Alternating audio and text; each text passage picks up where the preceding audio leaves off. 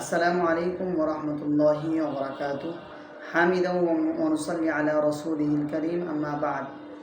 আজকে আমরা আলোচনা করব রহমানের বান্দার যে বাকি বৈশিষ্ট্যগুলো 9 থেকে নিয়ে 11 নম্বর পর্যন্ত। 9 নম্বরে রহমানের বান্দার বৈশিষ্ট্যটা কী থাকবে?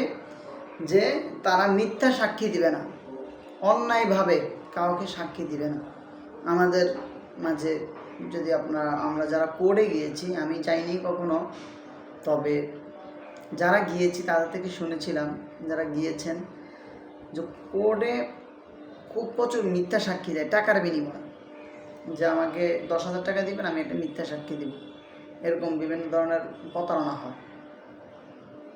তো এই 10,000 টাকার জন্য বা বিভিন্নভাবে বা নিজের আত্মসম্মান বোধ বজায় রাখার জন্য বা বিভিন্নভাবে আপনি নিজের স্বার্থ উদ্ধারের জন্য আপনি কী করলেন? মিথ্যা সাক্ষী দিলেন। এটা আল্লাহ সুবহানাহু ওয়া তাআলার কাছে অত্যন্ত ঘৃণিত, এবং এর দ্বারা অনেক জঘন্য এবং অনেক বড় ধরনের গুনাহ অর্জন করে নিলেন আপনি। তো রহমানের বান্দার এই গুণ হতেই পারে না। রহমানের বান্দা মিথ্যা সাক্ষী দেয় না। লা ইয়াশহাদুনা যুর, তারা মিথ্যা সাক্ষী দেবে না।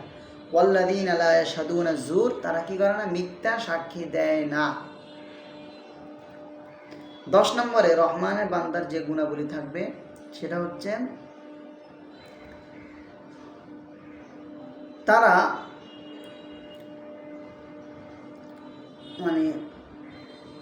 অনর্থক কাজে অংশ নেয় না, মর্যাদার সাথে অতিক্রম করে। কথা বুঝতে পারিনি মনে হয়।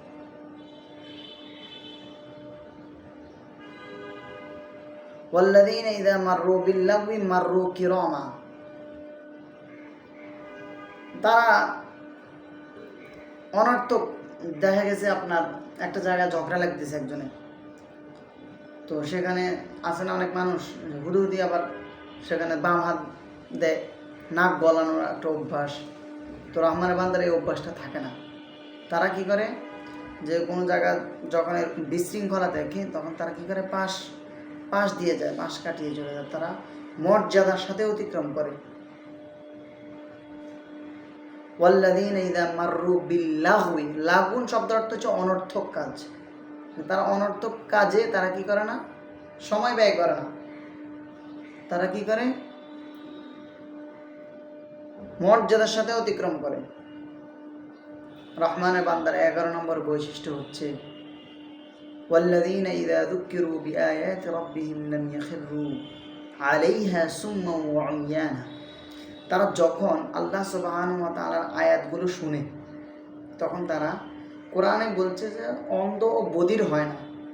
অর্থাৎ কোরআনের যথাযথ আয়াত, যেখানে যেটা আমল করতে বলেছে সেটা আমল করা, যেটা আমল করতে নিষেধ করেছে সেটা আমল না করা, এটাই রহমানের বান্দার বৈশিষ্ট্য।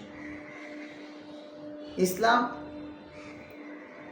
বা আল্লাহ পাকের বিধান যেভাবে আছে সেভাবে পালন করাটাই হচ্ছে ইবাদত। নামাজ পড়াটা যেমন ইবাদত, নামাজ না পড়াটা তেমন ইবাদত।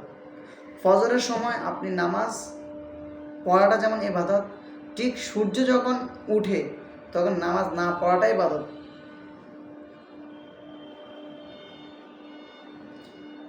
ফজরের রাকাত 2 রাকাত পড়াটা যেমন ইবাদত, আর ফজরের নামাজ 3 রাকাত না পড়াটা ইবাদত। রমজান মাসে রোজা রাখাটা যেমন ইবাদত, ঈদের দিন রোজা না রাখাটা ইবাদত। অতএব ইসলাম শুধু আমল করাটাকে ইসলাম বলে না, বরং আমলের সঠিক পদ্ধতি জেনে সেই অনুযায়ী আমল করাটাই হচ্ছে প্রকৃত মুমিন এবং রহমানের বান্দার বৈশিষ্ট্য হতে পারে। আল্লাহ পাক রব্বুল আলামিন আমাদেরকে এর উপর পরিপূর্ণভাবে আমল করে নিজের জীবনকে সাজিয়ে তোলার তৌফিক দান করুন। আমিন।